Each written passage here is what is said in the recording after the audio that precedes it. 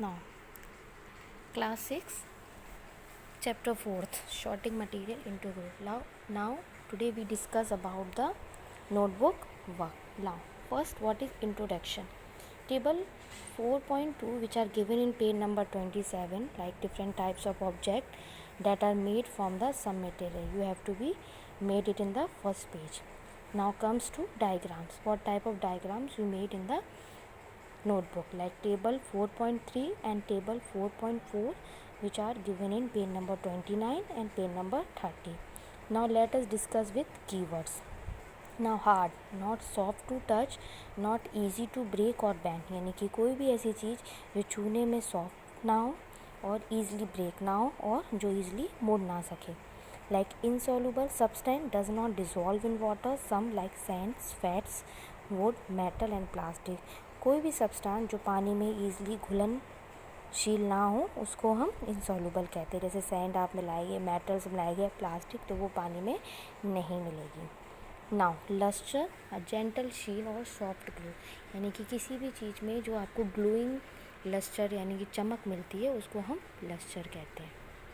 Now material, a substance that can be use for making और doing something, कोई भी substance जो भी हम यूज लेते हैं किसी चीज़ को बनाने और काम करने के लिए. Metals, a type of solid substance that is usually hard and shiny and that heat and electricity can travel through, कोई भी सॉलिड सब्सटेंस धातु जो हार्ड हो और शाइनी अपीयरेंस देता हो और जिसमें हीट और इलेक्ट्रिसिटी ईजिली पास हो सके उसको हम मेटल्स कहते हैं. Opaque, that you can not see through, यानी कि कोई भी ऑब्जेक्ट जिसके हम आर पार ना देख सके, जैसे कि book. Rough, any surface that is not smooth, uneven and course, यानी कि कोई भी ऐसा सरफेस जो कि स्मूथ ना हो और दरदरा या सा महसूस हो उसको हम रफ कहते हैं. Now soluble, that will dissolve in liquid, जो पानी में ईजिली किसी भी लिक्विड में ईजिली घुल सके. Now translucent, allowing light to pass through but not transparent, यानी कि जो लाइट को पास करने में ईजिली पास हो सके और जो ट्रांसपेरेंट ना हो, यानी कि पारदर्शी ना हो, एक जगह तरफ से दूसरी तरफ हम जिसको ईजिली ना देख सके.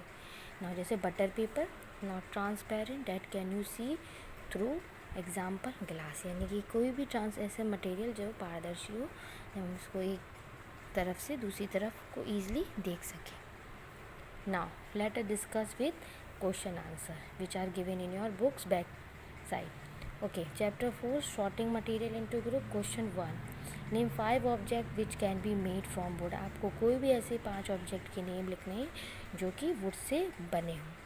Now select those object which are following which shine, like उसमें से आपको कोई भी ऐसे 2 ऑब्जेक्ट बताने हैं जो कि शाइन करते हो, जैसे कि स्टील हो गया, आपकी spoon, glass, they are shine, they give you shiny appearance.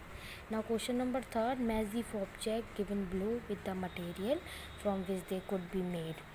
ठीक है ना, जैसे कि आपके मैच द फॉलोइंग ऑब्जेक्ट आपको दिया गया है और उससे किस किस मटेरियल से वो बने होते हैं उससे आपको मैच करना है. See this is a answer की, like objects are given and there is a material, जैसे books made from paper, tumbler, glass, wood, plastic, chair, wood, plastic, इन दोनों में से किसी की बन सकती है. toy, glass, wood, paper, leather, plastic, shoes, leather and plastic.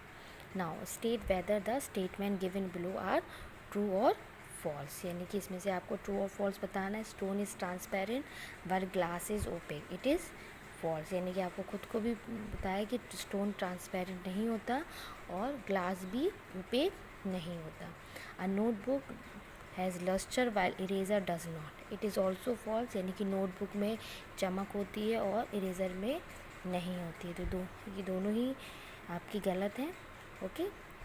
Chalk dissolve in water, it is, chalk आपकी डिज़ोल्व हो जाती है वाटर में, तो it is yes false, sorry true. okay, a piece of wood floats on water, yes, जो wood होती है पानी के ऊपर तैरती है, is it true. Sugar does not dissolve in water, तो इट इज़ फॉल्स, क्योंकि शुगर पानी में आसानी से घुल जाती है. Oil mix is water, it is also false, तेल पानी में नहीं मिलता easily. Sand settle down in water, it is true. जो सैंड होती है आप पानी में मिलाओगे तो वो नीचे बॉटम सरफेस पे बैठ जाएगी। Vinegar dissolve in water, it is true. Now question number 5, given below are the names of some object and material. Okay, और इसमें आपको ऑप्शन दिए हैं ए और बी, उसको आपको round shape and other shape के अकॉर्डिंग और ईटेबल एंड नॉन ईटेबल के अकॉर्डिंग उसको आपको डिस्टिंग्विश करना है। तो this is a question number 5। जैसे कि आप देख रहे हैं, first you make the chart, round shaped, other shaped, eatable and non eatable. Okay, now question number 6, list all item known to you that float on water, check and see if they can float on oil or can। आप किसी भी material से कोई भी ऐसी चीज़ जो पानी के ऊपर तैर सकते हैं वो आपको लिखना है, और जो ऑयल और कैरोसिन में भी फ्लोट कर सके। तो these are the some example like a plastic ball, balloon, feather, matchstick, wood, thermocol, cane, boat, here they also float in the oil and kerosene also.